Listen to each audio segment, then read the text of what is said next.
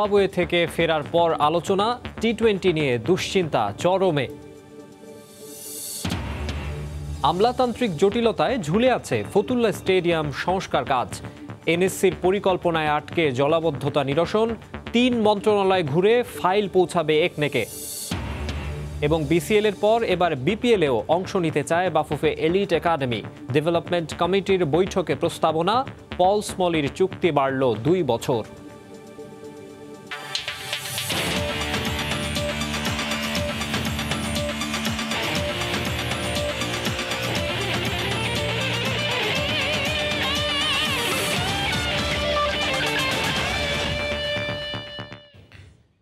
শুরুতেই cricket.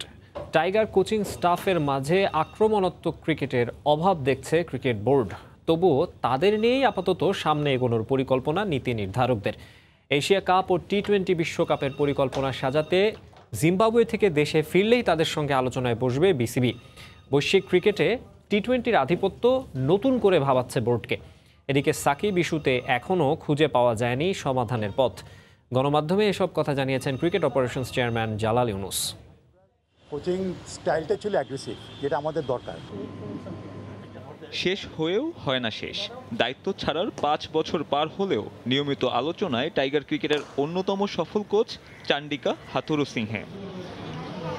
Lankan coach আলোচনায় আক্রমণাত্মক মনোভাবের কারণে হুট করে পথ হারানো বাংলাদেশ দলে এটাই যে খুঁজে পাওয়া যাচ্ছে না।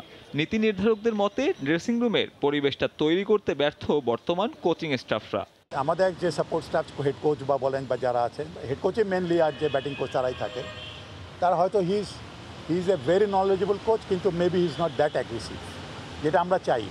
যে অ্যাগ্রেসিভ থাকলে, অ্যাগ্রেসিভ হলে প্লেয়ারকে যাতে ওইভাবে মোটিভেট করতে পারে যে তুমি অ্যাগ্রেসিভ, তোমার মাঠের মধ্যে একটা অ্যাগ্রেসিভ অ্যাটিটিউড থাকতে হবে, খেলাটাকে ওইভাবে নিতে হবে।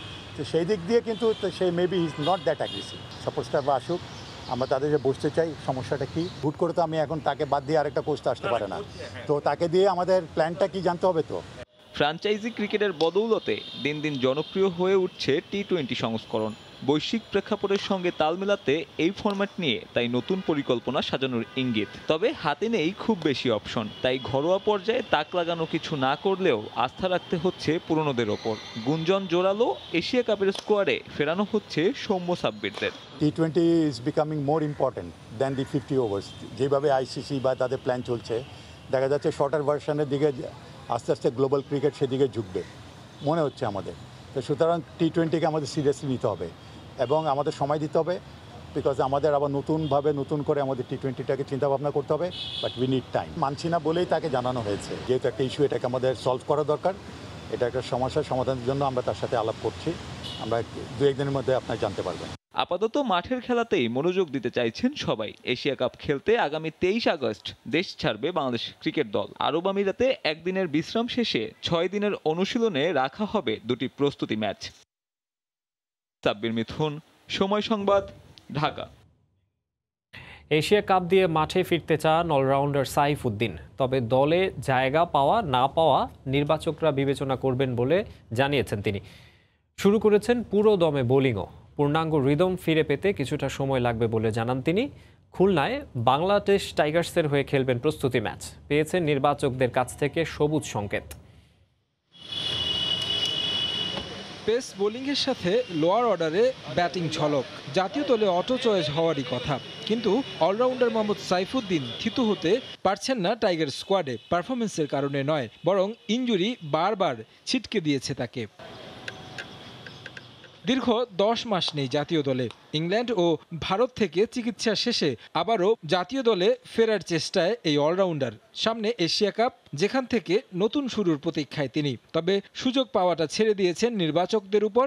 নিজের কাজটা করে যাচ্ছেন পূর্ণ ম্যাচ ফিট হতে। প্রথম দিকে আজকে বোলিং করেছিলাম ফুল রানাপেই, বাট ইন্টেন্সিটিটা হয়তো বা 100% ছিল না, বাট হয়তো এটা ডে বাই ডে আস্তে আস্তে বাড়াবো।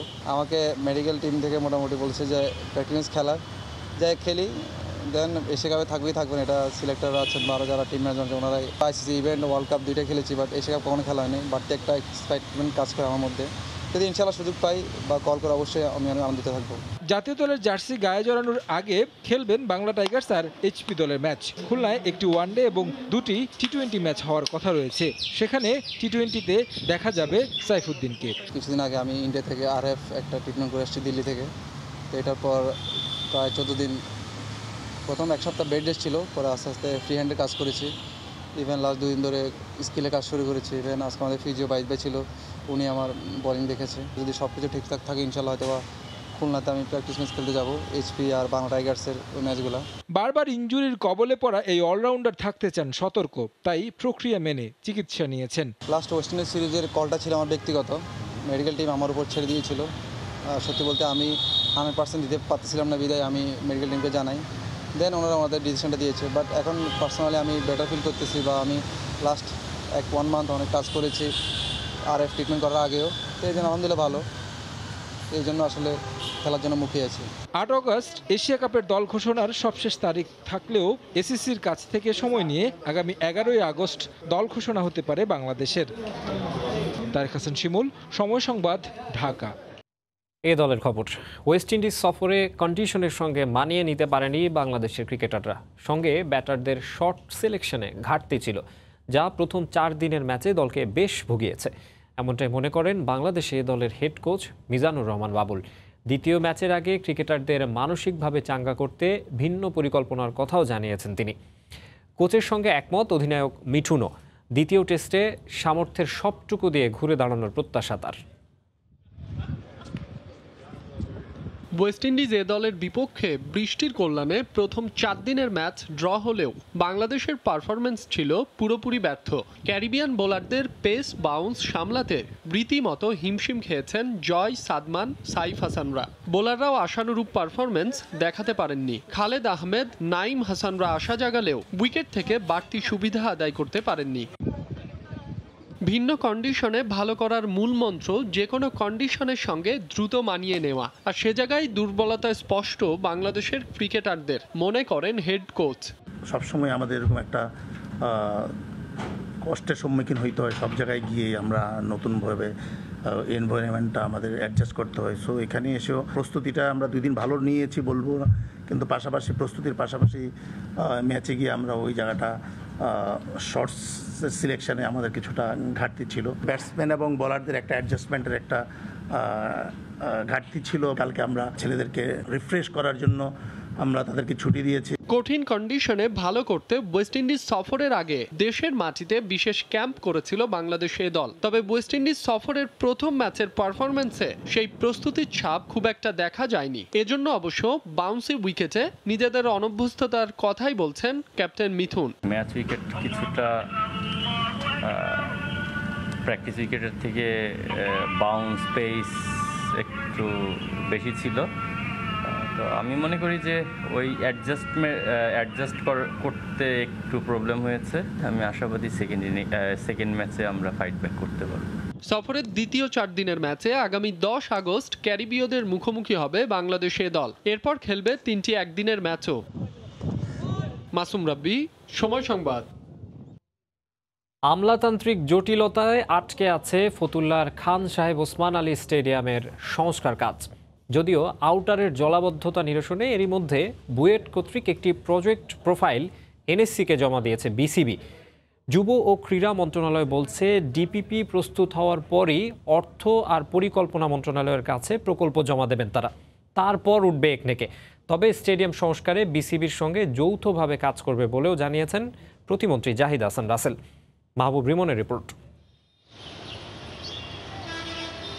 সরকারি কাজের দীর্ঘসূত্রিতায় নষ্ট হচ্ছে শত কোটি টাকার সরকারি সম্পদ। মাস যায়, বছর পেরোয়, টিভি পত্রিকায় দফায় দফায় রিপোর্ট হয়, তবুও কপাল খোলে না দুর্ভাগা ফতুল্লা স্টেডিয়ামের। এ যেন ময়লার স্তূপ, এক পরিত্যক্ত ভাগাড়। অর্ধযুগের বেশি পেরিয়েছে, এখনও বন্ধ আছে আন্তর্জাতিক ক্রিকেট। মূল মাঠে প্রবেশের পথে পাওয়া যাবে গ্রাম বাংলার বাঁশের সাঁকো, অথচ এই মাঠে মহাপরাক্রমশালী অস্ট্রেলিয়া নিউজিল্যান্ডের অহম হয়েছিল চূর্ণ। সেখানেই এখন বাতাসে দোল খায় কচুরিপানা। যদিও বসে নেই বিসিবি, মাঠের সংকট কাটাতে নিজ খরচে বুয়েট থেকে বিশেষ প্রজেক্ট প্রোফাইল বানিয়ে তা জমা দেওয়া হয়েছে এনএসসির কাছে। এনএসসি জানিয়েছে যে বিসিবি এবং এনএসসি মিলে ওই ভেন্যুতে আমরা একটা পরিদর্শনে যাব, যাওয়ার পরে এনএসসি এটা যেটা একনেকের থ্রুতে যে পরিকল্পনাটা পাশ করে, যে বাজেটটা পাশ করে স্টেডিয়াম এবং এই মাঠটাকে রক্ষণাবেক্ষণের কাজটা হবে। যদিও দেরি হয়েছে, আপনি জানেন সরকারি পর্যায়ে এটা অর্থায়নের ব্যবস্থা করতে হবে এবং অন্যান্য ব্যবস্থা, কিন্তু আমাদের তরফ থেকে আমরা যেটা করেছি ইঞ্জিনিয়ারিং সলিউশনটা আমরা করে দিয়েছি। দীর্ঘসূত্রিতার কথা স্বীকার করেছে মন্ত্রণালয়ও। এখানে তারা অনেকটাই যেন অসহায়। তবে প্রতিমন্ত্রী বলছেন বরাদ্দ পেলে দ্রুততম সময়ের মধ্যেই শুরু করা হবে কাজ। ডিএনডি বাদের মধ্যে কিন্তু স্টেডিয়ামটা পড়েছে, যেহেতু টাকার ব্যাপার, এটা তো আসলে টাকাটা তো আমরা দিতে পারবো না, আমাদের কাছে বরাদ্দও থাকে না, এটা অর্থ মন্ত্রণালয়, পরিকল্পনা মন্ত্রণালয় যৌথ সমন্বয় এটা দেবে।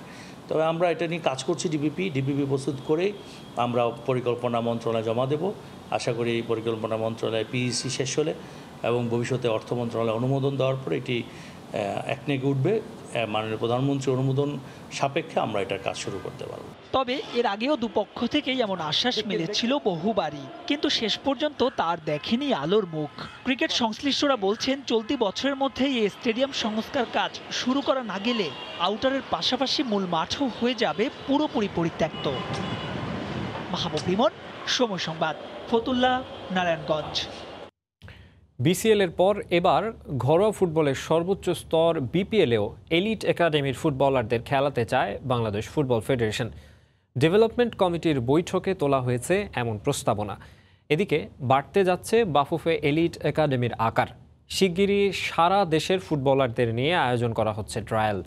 এছাড়া আরও 2 বছরের জন্য পারিশ্রমিক বাড়িয়ে বাফুফের টেকনিক্যাল অ্যান্ড স্ট্র্যাটেজিক ডাইরেক্টর পদে পল স্মলিকে রাখার প্রস্তাবও দেওয়া হয়েছে এই বৈঠকে। দেশের ফুটবলে ফুটবলার যোগান দিতে গেল বছর সেপ্টেম্বরে যাত্রা শুরু হয় বাফুফের এলিট একাডেমির। এরপর পেশাদার ফুটবলের দ্বিতীয় স্তর বিসিএলেও অংশ নেয় 17 না পেরোনো কিশোররা, যেখানে সাফল্যের সঙ্গে অংশ নেয়া ফুটবলাররা যোগ দেয় সদ্য সমাপ্ত সাফ অনূর্ধ্ব 20 চ্যাম্পিয়নশিপেও। এবার তাদের নিয়ে ভিন্ন পরিকল্পনা করছে বাফুফে। এই ফুটবলারদের খেলিয়ে দিতে পারে বাংলাদেশের ঘরোয়া ফুটবলের সর্বোচ্চ স্তর বিপিএলে। এ বিষয়ে সংশ্লিষ্ট কমিটিকে আনুষ্ঠানিক প্রস্তাব দিয়েছে বাফুফে। সর্বসম্মতিক্রমে একটা সিদ্ধান্ত নিয়েছি যে আগামী সেশনে আমরা বিপিএল এবং বিসিএল দুটি টুর্নামেন্টেই আমাদের এলিট একাডেমি থেকে আমরা টিম দেব। যদিও এর মাঝে রয়েছে অনেক যদি কিন্তু, কেননা এই ফুটবলারদের বয়স অনধিক 17। শারীরিক সামর্থ্য কিংবা অভিজ্ঞতা কোনো মানদণ্ডেই প্রিমিয়ার লিগের সিনিয়র ফুটবলারদের সঙ্গে পেরে ওঠার কথা নয় তাদের। বড়সড় ইনজুরির সংখ্যা তো আছেই, পাশাপাশি এই দলের ফান্ডিং কারা করবে, বিদেশি ফুটবলার খেলানো হবে কিনা, বাজে খেললে রেলিগেশনে পড়বে কিনা, উঠছে এসব প্রশ্ন। এসবের মাঝেই এলিট একাডেমির আকার বড় করতে যাচ্ছে বাফুফে। প্রত্যেকটা ক্লাবে 4 জন করে ফরেন প্লেয়ার খেলে, আমাদের এখানে ফরেন প্লেয়ার থাকবে না, রিমিউনারেশনের ব্যাপার রয়েছে। প্লেয়ার আছে, এর সাথে আমরা আরও 20-25 জন প্লেয়ার যোগ করব, যে প্লেয়ারগুলোকে দিয়ে আমরা সিনিয়র টিম খেলতে পারে এবং জুনিয়র টিম খেলতে পারে, সেভাবে আমরা দুটো টিম ট্রেন্ড আপ করে তোলার চেষ্টা করব। এদিকে বাফুফের টেকনিক্যাল ও স্ট্র্যাটেজিক ডিরেক্টর হিসেবে পল স্মলির সঙ্গে 2 বছরের চুক্তি বাড়ানোর প্রস্তাব করা হয়েছে বৈঠকে। মাসে প্রায় 14 লাখ টাকা পারিশ্রমিক দেন স্মলি। বাড়তে যাচ্ছে সেই অঙ্কটাও, যদিও তার অধীনে 9 মাস ট্রেনিং করে অনূর্ধ্ব 20 সাফে চ্যাম্পিয়ন হতে পারেনি বাংলাদেশ দল। In terms of increased remuneration, there's 1 or 2 little amendments to the contract, but other than that it's business as normal, so we just carry on as we were previously. চুক্তি নবায়ন হতে যাওয়া পল স্মলির অধীনেই আগামী মাসে অনূর্ধ্ব 17 সাফ খেলতে শ্রীলঙ্কায় যাচ্ছে বাংলাদেশ। মেহেদী নাইম, সময় সংবাদ, ঢাকা। অ্যাথলেটিক্সের খবর। তুরস্কে অনুষ্ঠিত ইসলামিক সলিডারিটি গেমসের 100 মিটার স্প্রিন্টের সেমিফাইনালে উঠেছেন বাংলাদেশের দ্রুততম মানব ইমরানুর রহমান।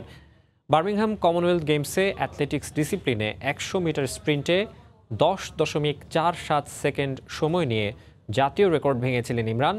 এবার তুরস্কের কোনিয়াতে সেই রেকর্ড ছাড়িয়ে গেছেন দেশের দ্রুততম এই মানব।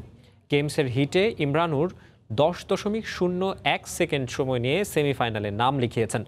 মাত্র 1 সপ্তাহের ব্যবধানে এমন টাইমিং করতে পেরে উচ্ছ্বসিত তিনি।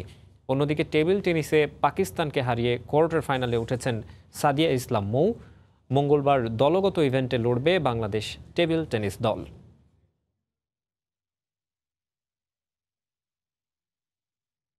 দেশের কাবাডির খবর জানাবো।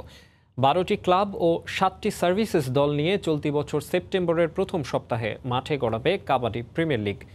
এমনটাই নিশ্চিত করেছেন ফেডারেশনের নির্বাহী কমিটির সদস্য নিজাম উদ্দিন চৌধুরী পারভেজ। ঘরের মাঠে আন্তর্জাতিক মানের টুর্নামেন্ট আয়োজনের পাশাপাশি ইরান ও ভারত থেকে কোচ আনার পরিকল্পনা রয়েছে ফেডারেশনের। এদিকে এসএ গেমসের আগেই র্যাঙ্কিংয়ের সেরা দলগুলোর বিপক্ষে প্রস্তুতি ম্যাচ খেলতে চান জাতীয় দলের খেলোয়াড়রা। কাবাডি বাংলাদেশের জাতীয় খেলা, তবে নানা কারণে অন্যান্য ডিসিপ্লিনের চেয়ে কাবাডি খানিকটা পিছিয়ে। গেল কয়েক বছরে ফেডারেশনের উদ্যোগে আশার আলো দেখছে দেশের জাতীয় খেলাটি। ভালো মানের খেলোয়াড় তুলে আনতে জুলাইয়ে 7টি সার্ভিসেস দল নিয়ে কাবাডি লিগের আয়োজন করেছে ফেডারেশন। প্রিমিয়ার লিগ শুরু হতে যাচ্ছে সেপ্টেম্বরের প্রথম সপ্তাহে। আগের চেয়ে ব্যস্ততা বেড়েছে খেলোয়াড়দের। গত বছর কাবাডির সবচেয়ে বড় কর্পোরেট ইভেন্ট ভারতের প্রো কাবাডি লিগে খেলার সুযোগ পেয়েছিলেন তুহিন, মাসুদ, জিয়াউররা, যে লিগে নিজেদের সামর্থ্যের প্রমাণ রাখেন বাংলার খেলোয়াড়রা।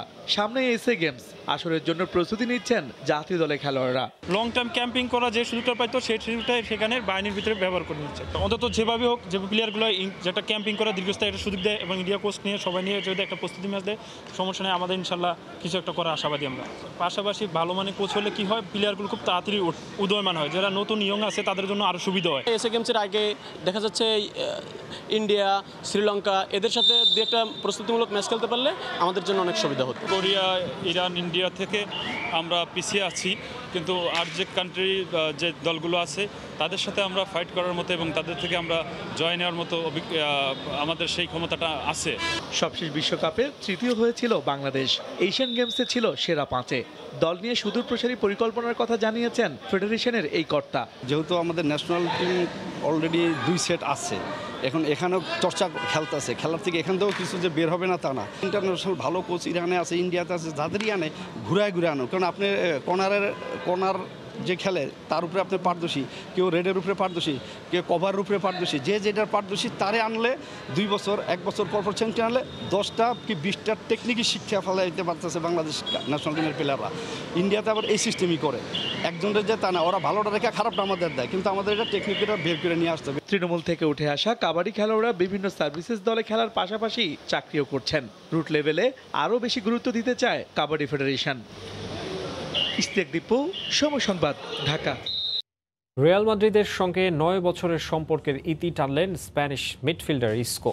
2 বছরের জন্য চুক্তিবদ্ধ হচ্ছেন সেভিয়ার সঙ্গে। এদিকে চেলসি ছেড়ে আবারও সাবেক ক্লাব লাইপজিগে পাড়ি জমাতে যাচ্ছেন টিমো ওয়ার্নার। এছাড়া মার্কোস আলোনসোকেও ছেড়ে দিচ্ছে ব্লুরা। শোনা যাচ্ছে 2 বছরের জন্য বার্সেলোনায় যোগ দিচ্ছেন এই ডিফেন্ডার। দল বদলের এসব খবর নিয়ে থাকছে এবারের প্রতিবেদন। ইউরোপিয়ান ক্লাব ফুটবল লিগের দুয়ার খুলে গেলেও এখনও বন্ধ হয়নি দল বদলের বাজার। চলছে ফুটবলার বেচা কেনা কার্যক্রম। খেলোয়াড়রা খুঁজে নিচ্ছেন নতুন নতুন ঠিকানা।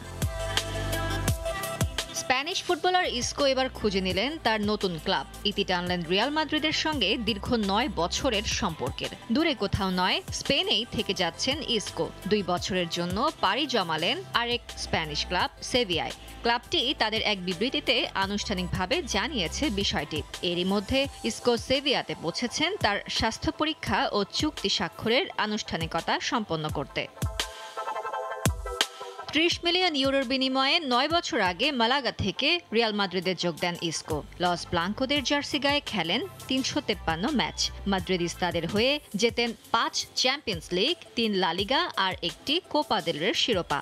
গেল মৌসুমে ইনজুরির কারণে মাঠে খুব একটা নামা হয়নি ইসকোর। মাত্র 17 ম্যাচ খেলেছেন রিয়ালের হয়ে।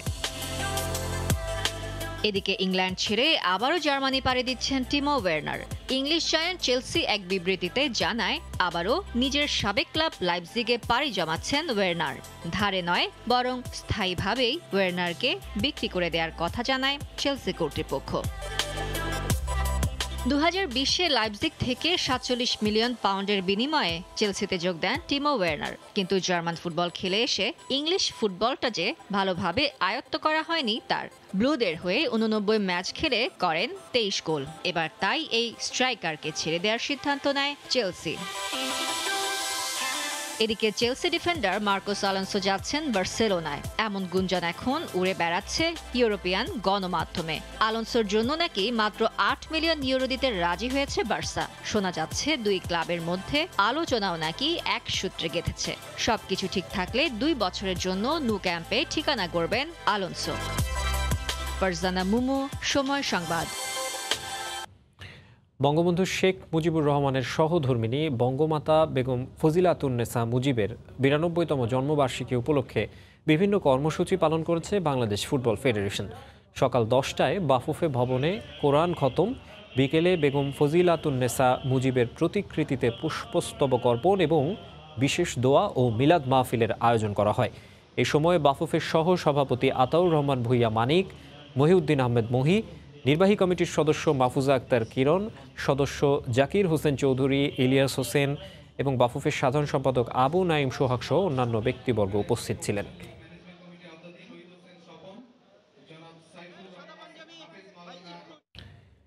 দেশের নতুন প্রজন্মকে শোকাবহ 15ই আগস্ট বঙ্গবন্ধু ও বাংলাদেশকে জানানোর প্রত্যয় নিয়ে পঞ্চগড়ের তেঁতুলিয়া থেকে টেকনাফ পর্যন্ত সাইক্লিং করছে পঞ্চগড়ের 2 কিশোর। বুধবার সকালে দেশের সর্ব উত্তরের উপজেলা তেঁতুলিয়া থেকে তারা সাইক্লিং শুরু করেছিলেন। মনিরুল ইসলামের ছবিতে আব্দুর রহিমের রিপোর্টে বিস্তারিত জানব। বঙ্গবন্ধু ও বাংলাদেশ অভিন্ন সত্তা। 1975 সালের 15ই আগস্ট 1000 বছরের শ্রেষ্ঠ বাঙালি বঙ্গবন্ধু ও তার পরিবারকে নির্মমভাবে হত্যা করে বিপথগামী একদল সেনা সদস্য। বঙ্গবন্ধু না থেকেও আছেন কোটি বাঙালির হৃদয়ে। বঙ্গবন্ধু এক অনুপ্রেরণা। জাতির জনকের জীবনের নানা ঘটনা, রাজনীতি, অবদান ও ইতিহাস নতুন প্রজন্মের কাছে তুলে ধরার উদ্যোগ নিয়েছেন পঞ্চগড় বিপি সরকারি উচ্চ বিদ্যালয়ের 10ম শ্রেণীর 2 শিক্ষার্থী। তেঁতুলিয়া থেকে টেকনাফ পর্যন্ত সাইক্লিং করছেন হাসিন মেজবা, সিয়ান ও আবিদ হাসান। বঙ্গবন্ধুর স্বপ্নের সোনার বাংলা গড়তে নতুন প্রজন্মকে উদ্বুদ্ধ করার সঙ্গে বঙ্গবন্ধুর আদর্শ তুলে ধরতে এমন উদ্যোগ বলে জানান এই কিশোর। আমাদের লক্ষ্য উদ্দেশ্য থাকবে তেঁতুলিয়া টু টেকনাফ যেতে যেতে যত ছোট ছোট বাচ্চা পাবো বা ছেলে মেয়ে পাবো তাদেরকে আমরা শেখ সুলতানা কামাল, বঙ্গবন্ধু শেখ মুজিবুর রহমানের 1975 সালের 15ই আগস্ট যে তার পরিবারের উপর নির্মম হত্যাকাণ্ড চালানো হয়েছে, আমরা তাদের সেই গল্পগুলো শোনাবো। শোকাবহ আগস্টের মাসব্যাপী কর্মসূচির অংশ হিসেবে 2 কিশোরের তেঁতুলিয়া থেকে টেকনাফ পর্যন্ত সাইক্লিং নতুন প্রজন্মের কাছে হয়ে থাকবে অনুকরণীয়। প্রথম দিন আমরা দিবস পালন করেছি শেখ রাসেলকে স্মরণ করে, দ্বিতীয় দিন আমরা পালন করেছি বীর মুক্তিযোদ্ধা লেফটেন্যান্ট শেখ জামালকে স্মরণ করে, আজ বঙ্গবন্ধুর জ্যেষ্ঠ পুত্র শেখ কামালের স্ত্রী সুলতানা কামালকে স্মরণ করে তেঁতুলিয়া থেকে টেকনাফ পর্যন্ত বাইসাইকেল যাত্রার শুভ সূচনা হলো।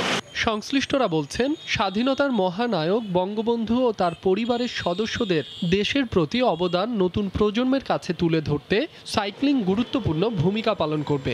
এর মাধ্যমে বঙ্গবন্ধুর আদর্শ ও দেশপ্রেম নতুন প্রজন্মকে উজ্জীবিত করবে। সময় সংবাদ, পঞ্চগড়।